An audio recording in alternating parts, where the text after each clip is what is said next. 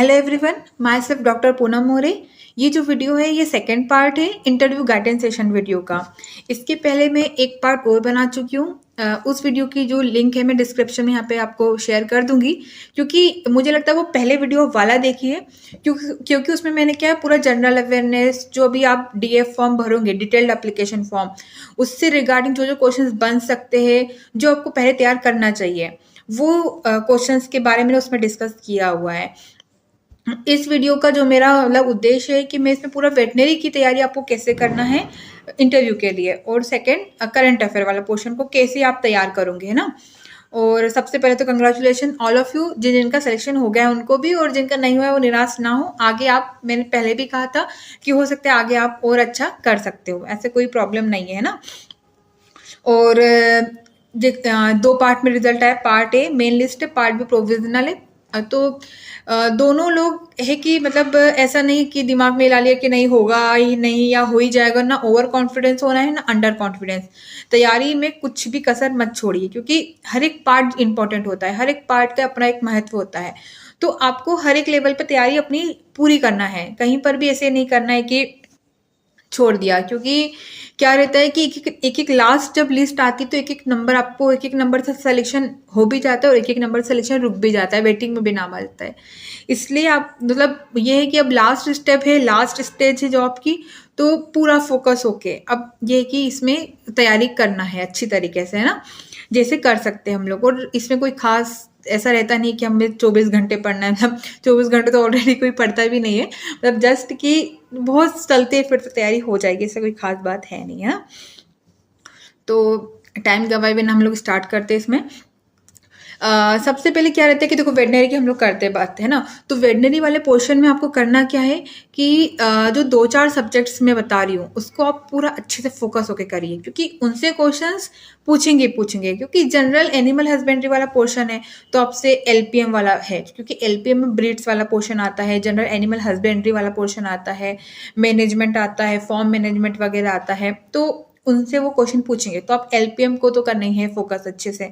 Second nutrition, क्योंकि animal की feeding कितनी हो रही है, मतलब मैं अभी क्वेश्चन डिस्कस करूंगी, अभी मैं सब्जेक्ट बता रही हूँ कि आपको किन सब्जेक्ट्स पे थोड़ा फोकस करके आपको पढ़ना है। तीसरा ये है कि सर्जरी हो मेडिसिन, क्योंकि ट्रीटमेंट वाला पोर्शन है तो आपको मेडिसिन सर्जरी है ना, और थोड़ा बहुत एजीपी के बारे में, जैसे ब्रीड इम्प्रूवमेंट के बारे में हम लोग बात करेंगे। तो जैसे जो मैंने पढ़ा था मैं अपना ही एक्सपीरियंस शेयर करूंगी, यहाँ पे कोई एक्स्ट्रा बात नहीं बताऊंगी। जो मैंने करा था, मैंने रिफ्रेशर को बंद नहीं करा था पढ़ना इंटरव्यू के टाइम पे भी, और वो मुझे हेल्पफुल भी रहा इंटरव्यू में।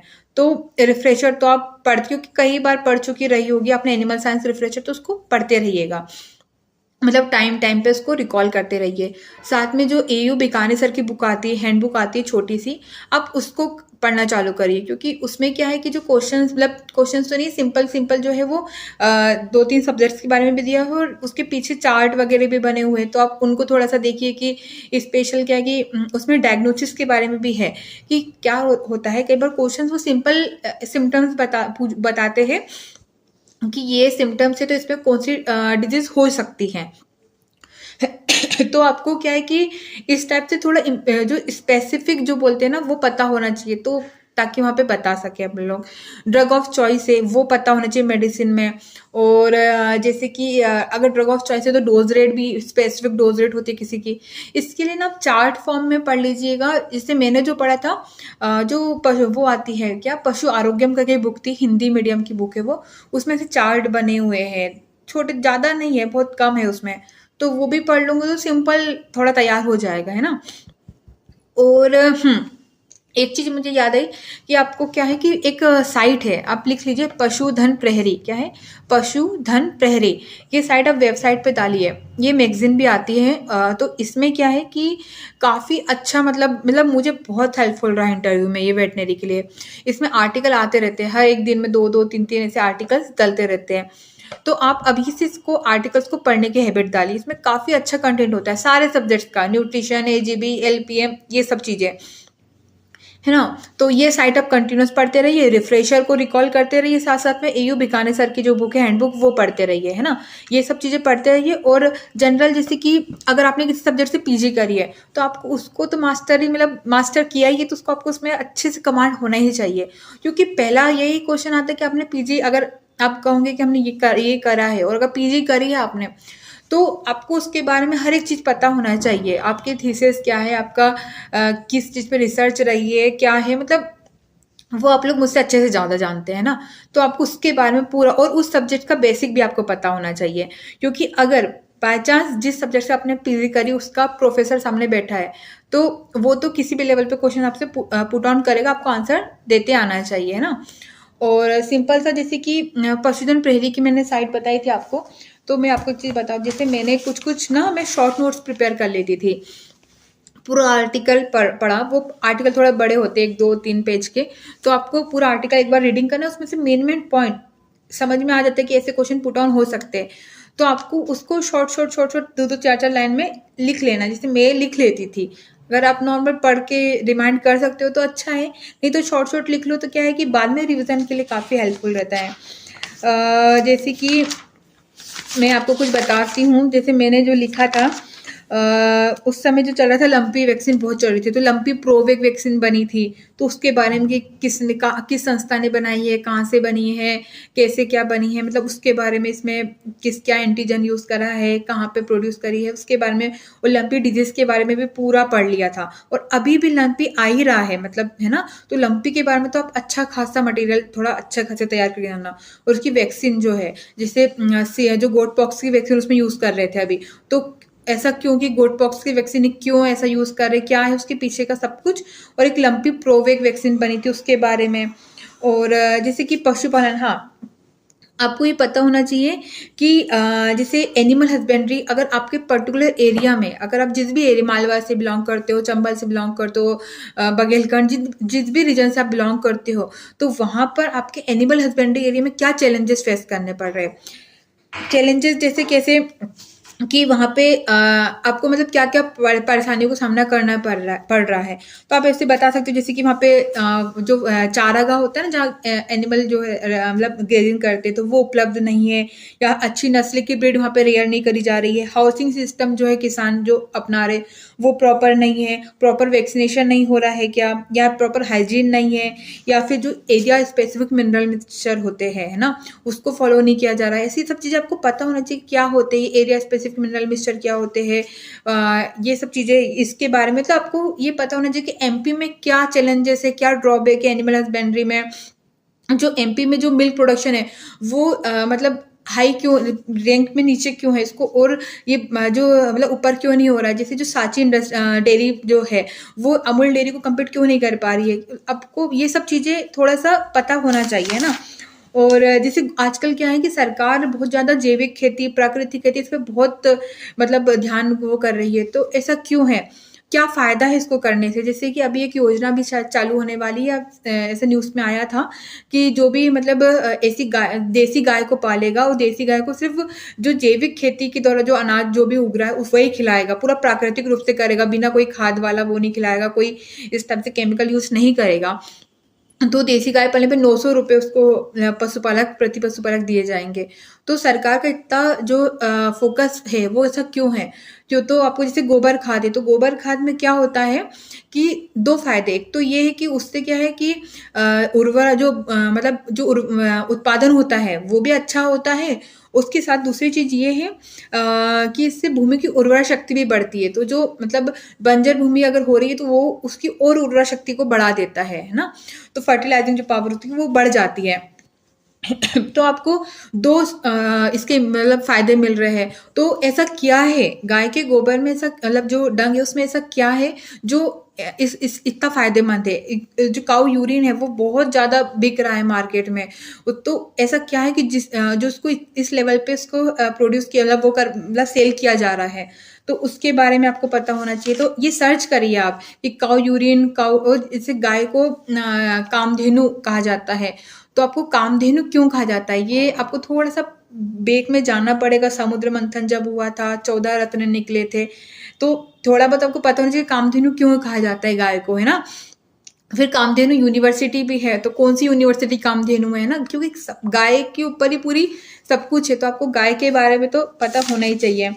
और उसके बाद में कई बार क्या होता है कि फार्म यार्ड मैन्योर की जो फॉर्म होता है, फॉर्म के वहीं का जो यार्ड है वह, जैसे वहाँ गोबर है, उसका काउ यूरिन है, बेडिंग मटेरियल लेफ्ट ओवर, ये सब मिला के ही एक मैन्योर बना लेते हैं, तो उसको कहते हैं फार्म यार्ड मैन्योर। ये क्या होता है, तो ये सब चीज़ें आपको कहाँ पशुधन प्रेरी की साइट पे जरूर मिल जाएगी, तो आप उसको पढ़ते रहिए, है ना। जैसे न्यूट्रिशन में आप पढ़िए हे के बारे में, पूरा कैसे बनाते हैं, कौन सी फसल क्या, वो थोड़ा सा डिटेल में जाइए हे के बारे में, साइलेज के बारे में पूरा डिटेल में देखिए ना।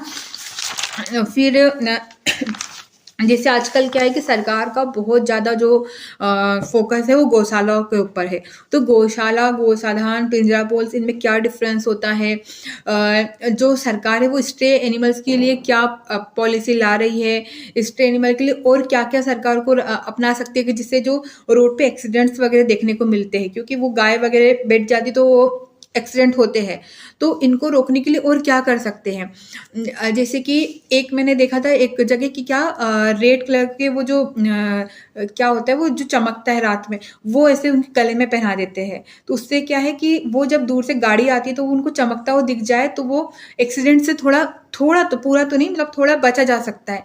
तो ऐसी चीजें सर्च करेगी कहाँ क्या पॉलिसी अपनाई जा रही, ताकि इस तरीके के केसेस कम हो सके, है ना। तो ऐसा मैंने देखा था कहीं, तो वो मैं आपसे शेयर करूँ, बाकी और पता करिए आप। एक होता है एनिमल वेलफेयर के बारे में थोड़ा पढ़िए, जैसे 5 फ्रीडम्स ऑफ एनिमल वेलफेयर हम लोग पढ़ते हैं, वो क्या होते हैं, गौशाला का जो मैनेजमेंट है वो किस टाइप से होता है, उसमें गवर्नमेंट का क्या रोल होता है, प्राइवेट कोई है कोई गौशाला, उसमें क्या रोल होता है, फंडिंग कैसे होती है उसकी, ठीक है। और जो स्टे एनिमल्स होते हैं, स्टे कैटल होती है, वो भी 3 टाइप की होती है। एक होती है ये देखो, स्टे कैटल होती है, एक लूज कैटल होती है, स्क्रब कैटल होती है। इन तीनों में क्या डिफरेंस होता है ना, तो मैं नॉर्मल बता दे रही हूँ। जैसे मैंने लिखा स्टे कैटल क्या होती है, जिसका कोई ऑनर नहीं होता और जिसका कोई शेल्टर भी नहीं होता, ना कोई शेल्टर है उसके पास, ना कोई ऑनर, तो एक प्रकार से स्ट्रे कैटल हो गई। लूज कैटल क्या होती है कि जो ऑनर क्या करता है, डे टाइम पे, दिन के समय उसको खुला छोड़ देता है, और फिर वो चर वर के मतलब करके शाम को वो आ जाती है, तो उसको हम लोग कहते हैं लूज कैटल, है ना। तो वो एक प्रकार से दिन में तो वो भी स्ट्रे कहलाएगी। फिर एक होती है स्क्रब कैटल। स्क्रब कैटल क्या होती है कि जो मतलब कोई गौशाला से या किसी के फार्म से वो गाय भाग गई है, मतलब भाग गई है कहीं से, उसको पाला गया था पर वो भाग गया, तो उसको स्क्रब कैटल कह देंगे। तो इन तीनों को हम लोगों को मैनेज करना है। तो आपसे पूछ सकते हैं कि अगर आप वीएस बन जाते तो आप क्या स्ट्रे कैटल मैनेजमेंट के लिए आप क्या करोगे।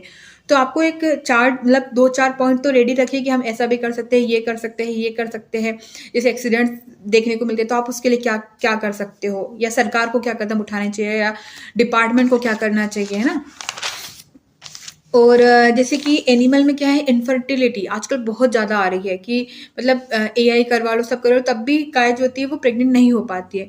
तो इसके लिए ऑनर को क्या आप राय दोगे, किस टाइप से वो क्या करे। तो उसका फीडिंग के लिए हम लोग बोलेंगे मिनरल मिक्सचर वगैरह जो देना है, तो इसके ऊपर भी आर्टिकल उसमें बहुत सारे हैं। तो आप देखिए जैसे प्रोटीन खिलाना चाहिए, खिलाना चाहिए, जो भी चीज़ है, तो उसकी की स्पेसिफिक जो प्रॉब्लम्स, जैसे ये जो मैं बता रही हूँ कि क्या क्या एनिमल हस्बेंड्री में चैलेंजेस क्या क्या है, और फिर चैलेंजेस को दूर करने के लिए आपको बताना है कि क्या क्या हो रहा है, क्या क्या परेशानियों का सामना करना पड़ रहा है, फिर उससे कैसे उसको ओवरकम किया जा सकता है ना।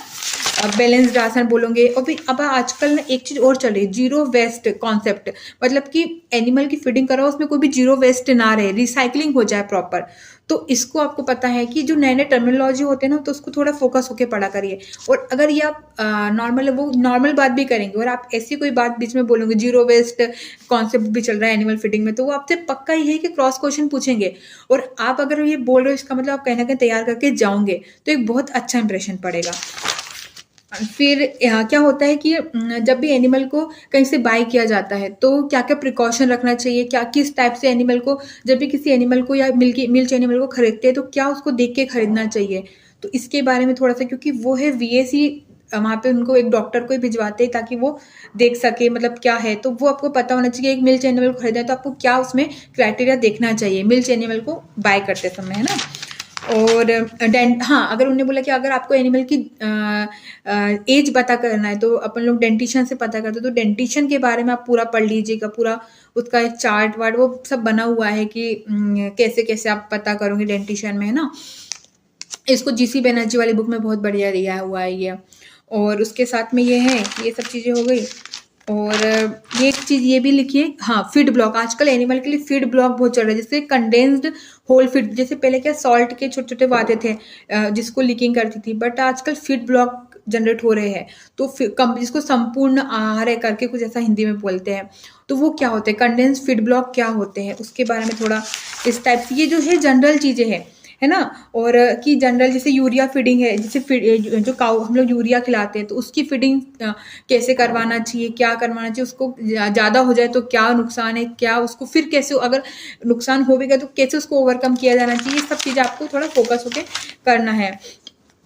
एक चीज़ होती है बायोमेडिकल वेस्ट। अगर आप हॉस्पिटल में हैं तो बायोमेडिकल वेस्ट निकलेगा ही निकलेगा, तो उसका एक चार्ट, कौन कौन से हरा, लाल, पीला, जो भी कलर के डिब्बे होते हैं उसके बारे में आप एक कहीं पर भी इमेज मिल जाएगी आपको गूगल पर, उसको सर्च करिए, पूरा उसको पढ़ लीजिए कि बायोमेडिकल वेस्ट के बारे में आप देख लीजिएगा कि कैसे उसको आपको कंप्लीट करना है ना। और ठीक है, और फिर उसके बाद में ये चीज़ हो गई। और हाँ, जैसे अगर हम लोग एक एक अभी सब्जेक्ट बाय सब्जेक्ट थोड़ा देखें, जैसे सर्जरी वाला पोर्शन है तो सर्जरी में आपको सिंपल कॉन्सेप्ट तो एटलीस्ट पता ही होना चाहिए। जैसे एक्सरे है, यूएसजी है, कंट्रास्ट रेडियोग्राफी है, सीटी स्कैन है, इसका क्या कॉन्सेप्ट होता है, ठीक है। थोड़ा जैसे नॉर्मल क्वेश्चंस भी इसे पूछे जाते हैं कि अगर आप मतलब एक्सरे, आप अगर सर्जरी से पीजी करी भी या नहीं भी करी तो एक्सरे का क्या कॉन्सेप्ट होता है, अगर आपको किसी एनिमल का एक्सरे लेना है तो उसकी क्या पोजिशनिंग होगी, कितने उसको केवीपी उसमें क्या होगा, वो ये सब चीज़ें, मतलब वो भी किस टाइप से एक्सरे फिल्म जो है डेवलप की जाती है। यूएसजी अगर आपको करना है तो उसका क्या प्रिंसिपल होता है, किस टाइप से आपको कौन सी इको में कैसा क्या मिलेगा, हाइपर इकोइक क्या होता है, हाइपर इकोइक क्या होता है, एनीकोइक क्या होता है, ये सब चीज़ें आपको जो एकदम बेसिक, आपको बहुत एडवांस लेवल पे नहीं पढ़ना है। हर एक सब्जेक्ट को 2-4 सब्जेक्ट्स है जिसको बहुत ज़्यादा एडवांस नहीं पढ़ना है, पर बेसिक पढ़ना है और बेसिक का कॉन्सेप्ट क्लियर होना चाहिए, है ना। जैसे ये सब क्वेश्चन पूछे ही वाले हैं, जैसे कि वेटनरी सर्जरी वगैरह जो होती है रेडियोलॉजी में, अभी एडवांस टेक्निक्स कुछ कुछ आई है, तो वो क्या क्या टेक्निक्स अभी आई हुई है। और जैसे कि सीटी स्कैन और जो थर्मल कैमरास होते हैं उसमें क्या डिफरेंस क्या होता है, थेरापेटिक रेडियोलॉजी क्या होती है, नॉर्मल रेडियोलॉजी और थेरापेटिक रेडियोलॉजी में क्या डिफरेंस होता है ना। ये सब चीज़ें ऐसे बेसिक आप अगर जनरल भी पढ़ लोगे ना तो काम बन जाएगा। और जैसे हम लोग एनिमल की सेंसस देखते हैं तो सेंसस, फर्स्ट सेंसस कब हुआ था, अभी कितना पॉपुलेशन है, वो पॉपुलेशन वाला सेंसस देख लीजिए, मतलब चार्ट देख लीजिएगा। और हाँ, योजना तो मतलब आपको टिप ऑफ टंग पे होना ही चाहिए। पूरी योजना एमपी गवर्नमेंट की और सेंट्रल गवर्नमेंट की पूरी योजना आपको पूरा अच्छे से कंप्लीट करना है ना। और हाँ, एक और चीज़ ये है कि जैसे एक क्वेश्चन वहाँ पूछा गया था कि वेटनरी से रिलेटेड कोई मैगजीन कोई आती है क्या, कोई टीवी चैनल है क्या, तो ये सर्च कर लीजिए, है ना। और उसके साथ में क्या है कि अपनी जो यूनिवर्सिटी है एनडीवीएसयू, उसने एक मतलब जो पोल्ट्री के कोई मतलब ब्रीड्स शायद रेडी करती एंड उस समय जवाहर JNK भी हुआ करती थी, कृष्णा जी करके, और अभी भी कोई रेडी करी है क्या, और कुछ प्रोडक्ट्स बना रहे हैं। जैसे आप एनडीवीएसयू की साइट पर जाओगे तो पंचगव्य प्रोडक्ट्स है, गोबर गमला है, मॉस्किटो कॉइल वगैरह का कुछ कुछ उसमें फोटो दिखते रहता है, तो आप उसको देख लीजिए कि ये हमारी यूनिवर्सिटी के अचीवमेंट्स हैं। और फिर पंचगव्य आप बोलोगे तो पंचगव्य है क्या, ये सब चीज़ें थोड़ा सा इस चीज़ों को पे भी फोकस कर लीजिएगा। और हाँ, वेटनरी का क्या मतलब हिस्ट्री क्या रही है, कहाँ से मतलब कब से वेटनरी स्टार्टिंग हुआ है, मतलब नकुल सहदेव में भी, महाभारत पीरियड में भी वो बहुत बड़े वेटनरियन हुआ करते थे। और उसके बाद में जो अशोका एम्पायर जब आया था तब भी बहुत पूरा विश्व का सबसे बड़ा वेटनरी हॉस्पिटल उस समय रेडी हुआ था। तो महाभारत पीरियड से पशुओं के इलाज के ऊपर ध्यान दिया जा रहा है, तो ये सी चीज़ें भी कुछ कुछ पता होना चाहिए। बाकी तो वेटनरी में वही है, 4-5 चीज़ें रेडी कर लीजिए, न्यूट्रिशन, AGB, LPM और मेडिसिन और सर्जरी, और 2-3 चीज़ें मैंने बताई दी। बाकी आपने जहाँ से भी पढ़ा हो बेसिक चीज़ें कवर कर लीजिए, है ना। और रही बात करंट अफेयर की, तो करंट अफेयर के लिए आप एक काम करिए, दैनिक भास्कर पढ़ना चालू कर लीजिए, क्योंकि वहाँ पे मुद्दे डिस्कस किए जाते हैं कि हाँ, तो वहाँ पे क्या है कि जो मुद्दे होते हैं ना वो डिस्कस किए जाते हैं। जैसे कि अभी फ़िलहाल जो चीता लाए गए थे, तो उनके बारे में कि चीता जो लाए हैं वो साउथ अफ्रीका में कहाँ से, मतलब साउथ अफ्रीका से, तो साउथ अफ्रीका में भी कौन से देश से लाए गए? साउथ अफ्रीका क्या है, पूरा मतलब महाद्वीप होता है, तो वहाँ से कहाँ से लाए गए हैं, क्यों लाए गए हैं? चीता और तेंदुए में क्या अंतर होता है? ये सब चीज़ें आपको थोड़ा पता होना चाहिए। और अभी चीते की डेथ हो रही है तो क्यों हो रही है ना? और वही कुल्लू नेशनल पार्क ही क्यों सेलेक्ट किया गया बुलाने के लिए, इस टाइप के।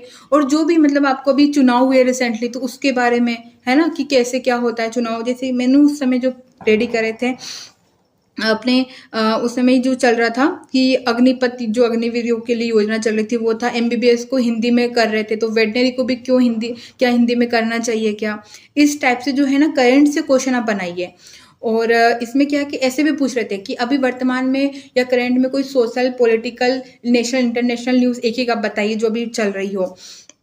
या फिर जैसे क्या है, आपको करना कुछ नहीं है, बस दैनिक भास्कर डेली का पढ़ने की हैबिट डालिए। और जब आप वो कर लेंगे तो फिर डेली का मुश्किल से 2-3 न्यूज़ होती है जो एकदम टॉप की होती है, बाकी कोई मतलब की न्यूज़ नहीं होती है। और जब भी इंटरव्यू, उसके 1 महीने पहले का न्यूज़पेपर पूरा अच्छे से करना है।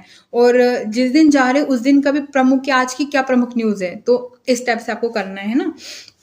बाकी और भी कुछ लगेगा तो मैं आपको समय-समय पे बताती रहूँगी। अभी तो फ़िलहाल इतना ही हम ओके मतलब ख़त्म करते हैं यहाँ पे ना। अगर आपको कोई डाउट होगा तो आप कमेंट में पूछ लेना, तो इसको हम कंप्लीट कर लेंगे। Okay, thank you.